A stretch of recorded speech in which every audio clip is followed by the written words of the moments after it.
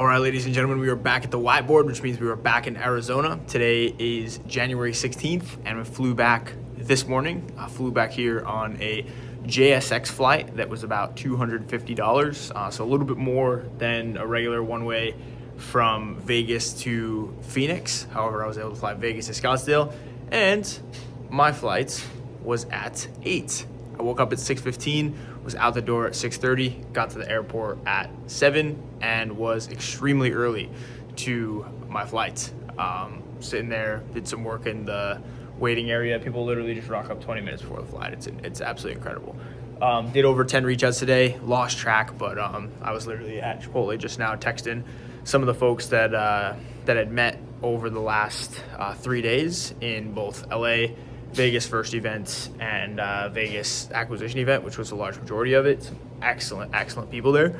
So really excited to nurture those relationships, because one of the things that I learned relatively early on in my networking and entrepreneurship career is that the game is not to go acquire as many phone numbers as possible. The name is to build as many deep quality relationships as possible. And oftentimes, one deep quality relationship that you bring back from an event is better than 50 phone numbers that you got in your phone. So that's one of the lessons here.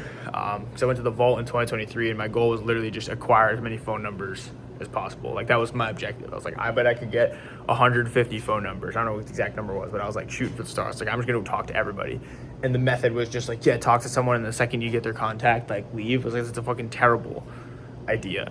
Like, we want to build deep, meaningful relationships with the people that we're meeting. So took some time to nurture those, because it's not about being that guy that just goes and extracts the phone number in the interaction. It's about like actually caring about what they do, like actually being interested, and then being a value as well, and then like being semi-pleasant to be around, and like being a value, as I said, and then nurturing that relationship. There's so much that goes into networking. It's something that I really like doing. I love networking, because it takes a little bit of balls to like walk up to someone and talk to them at first, even though at networking events, everyone's pretty open to talking, because it's like you're at an event to network, at least most people are. And then it's also like being of value and caring about what they do, like being able to open up the conversation, get the other person talking about their business, and like actually care, and then be of value, be likable, and be somewhat enjoyable to be around, as opposed to the person who goes, oh yeah, and just like has a preloaded response and is ready to talk about themselves. And then like being able to properly get the information and then nurture that relationship. So I was over 10 today. Workout was 8 miles easy, just went up and back on a quick loop here in Phoenix, and it was good. I'm glad it was an easy one, dude. I'm wiped. Like, we've been averaging 4 hours of sleep per night for the entire week, and it's Friday.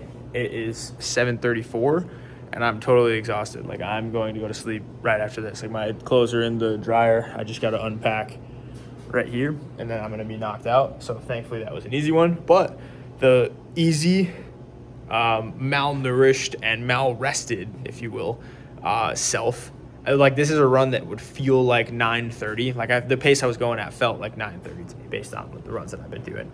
And it actually ended up being 8:04 was the average pace for the 8 miles. And it was like, I felt like I was dragging, felt like shit, and not really trying that hard. So it's good to see that like the average pace is starting to go down, because like we don't rise to our potential all the time. We fall to the level of our standard. So it's like, instead of raising what our potential is, we raise the base of what the lowest we're able to do. And for running, that's starting to happen right now, which I think is cool. Deep work, I mean, I wrote attempt, like it was not really a deep work day. It was like wake up, go to the airport, come back, be fucking exhausted, and like sit at the computer and make sure that you actually get something done. Because like it was really just like routine stuff. The scripts that needed to get approved got approved.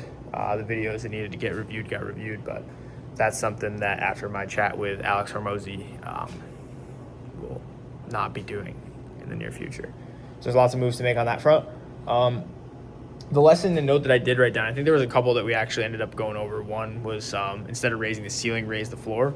That was one principle. You don't rise to your potential, you fall to your standards and what your worst is. So optimize for what's my worst instead of what's my best. And then also a little bit of a class on networking. I don't know if it was a good class or not, but it's just what I've learned over the past couple of years. And then what I did write down before was that you get what you give. So if you have really good energy going into an event, this is what like sprung it to mind. You tend to, like, other people tend to give you good energy. But the energies were like, I'm half in the weeds, like doing a bunch of shit. Like, and I'm thinking about work, I'm thinking about the problems that are going on. I have worse energy and it doesn't go as well. But this event, I had my phone completely off. I had no idea what was going on throughout the day. And I was in La La Land. And it was like great. I mean, like I say La La Land, it sounds like a dumb thing, but it was good. Like, I was present. I was really there and was able to have really good energy. And then same thing with the runs. I do some tests when I go on long runs. So basically, like, getting people to interact with you via wave. And basically, I noticed that if you wave like this, rarely do you get people to wave. Some people wave at you first. Others, like, some will wave at you if you give them like a little, like, T-Rex arm wave.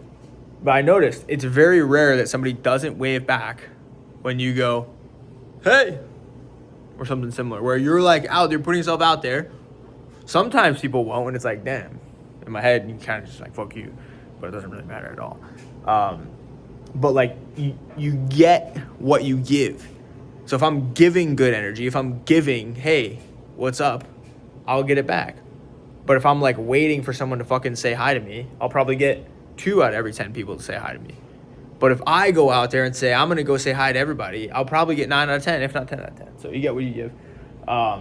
This is the check-in back at the board, January 16th. We'll spend tonight here, spend tomorrow night here, and then Sunday, fly to San Diego. We'll get 3 months worth of content in 2 days for our clients out there, and also meet some of the gentlemen that we met at the acquisition event. A couple people in San Diego. It's going to be a great time.